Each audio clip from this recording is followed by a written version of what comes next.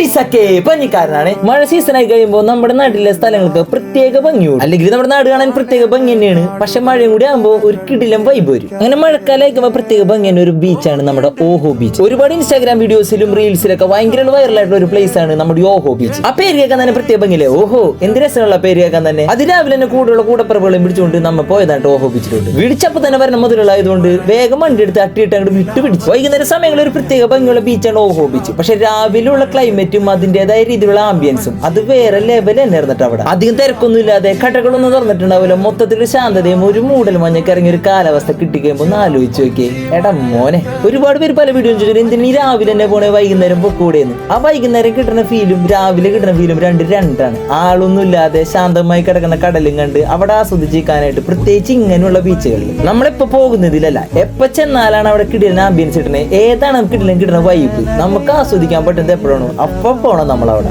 Beach വരുന്നത് തൃപ്രയാർ വാടാൻപള്ളിയിലുള്ള തളിക്കുളം തുടങ്ങിയ സ്ഥലത്താണ്. ഞങ്ങൾ പോയ സമയത്ത് മഴ ഉണ്ടായിരുന്നില്ല, പക്ഷെ നല്ല മൂടൽ മഞ്ഞുണ്ട്, അതേപോലെ നല്ല തിരകൾ അടിക്കായിരുന്നു. ഏട്ടായിക്കാണെങ്കിൽ ഒരു നിമിഷം പോലും ഫോണിൽ നിന്ന് കണ്ടെടുക്കാൻ പറ്റില്ല, അത്രത്തോളം കഠിനമാണ് കാര്യം. നമ്മുടെ ലൈഫിൽ എപ്പോഴാണോ എൻജോയ് ചെയ്യാൻ കിട്ടുന്ന സമയം ആ സമയം നമ്മൾ എൻജോയ് ചെയ്തോളും. പിന്നീട് അതിനെപ്പറ്റി ഓർത്ത് കുറ്റബോധം വന്ന് സങ്കടപ്പെടരുത്. പിന്നെ ഞങ്ങൾ നോക്കിയപ്പോൾ റോസും ജാക്കും ചെയ്യുന്ന പോലെ കണ്ടെത്തിരുന്ന് എന്താണ്ടൊക്കെ ഉമ്മാർ കണ്ടു. പിന്നീട് മനസ്സിലായി മിസ്റ്റർ പാലത്തിങ്കിലും മിസ്റ്റർ മള്ളിക്കാടിന് പോസുകൾ പറഞ്ഞു കൊടുക്കായിരുന്നു. രണ്ടിന് ജിമ്മിൽ പോണേന്റെ അഹങ്കാരമാണ്, പക്ഷെ അവർ ബോഡിക്ക് വേണ്ടി കൊടുക്കുന്ന പ്രാധാന്യമില്ലേ അത് വേറെ ലെവൽ തന്നെ ഉണ്ട്. മോർണിംഗ് ടൈമിലൂടെ വണ്ടി ഓടിച്ച് വരാനും ആ റോഡിലുള്ള പ്രത്യേക ഭംഗിയൊക്കെ ആസ്വദിക്കാനും നല്ല രസമുണ്ട്. അതിരാവിലെ തന്നെ ബീച്ചിലെടുത്ത് ചായ കുടിച്ച് വർത്തമാനം കിട്ടുന്ന ഒരു ഫീലിംഗ്സ് ഇല്ലേ, അത് പറഞ്ഞറിയണേക്കാളും നല്ലത് നമ്മുടെ ചെന്ന് അനുഭവിച്ചാൽ അറിയണോട്ടാ. നല്ല ശാന്തി സമാധാനത്തോടുകൂടി നമ്മുടെ കൂട്ടുകാരുടെ കൂടെ കുറച്ചേരം അവിടെ ചെലവഴിച്ച് കഴിയുമ്പോൾ നമുക്കൊരു പ്രത്യേക വൈബ് കിട്ടും. അത് കിട്ടുമ്പോൾ തന്നെ നമുക്ക് പ്രത്യേക ഒരു ഫീലിംഗ്സ് ആയിരിക്കും ഉള്ളി. ഇവിടെ വന്ന് കുറച്ചേരം ചെലവഴിച്ച് കഴിഞ്ഞാൽ പ്രത്യേക വൈബാണെന്ന് പറഞ്ഞത് സത്യമുണ്ട്. നല്ല രസമുണ്ട് അവിടെ കുറച്ചേരം ചെലവഴിക്കാനായിട്ട്. നമ്മൾ മൊത്തത്തിൽ ഫുൾ അങ്ങോട്ട് റിലാക്സിങ് ആവട്ടെ. എന്ത് പറയാൻ, എല്ലാവരും ഹാപ്പി, ഞാനും ഹാപ്പി. വഞ്ഞിക്കാരൻ പോണേ സുലാൻ.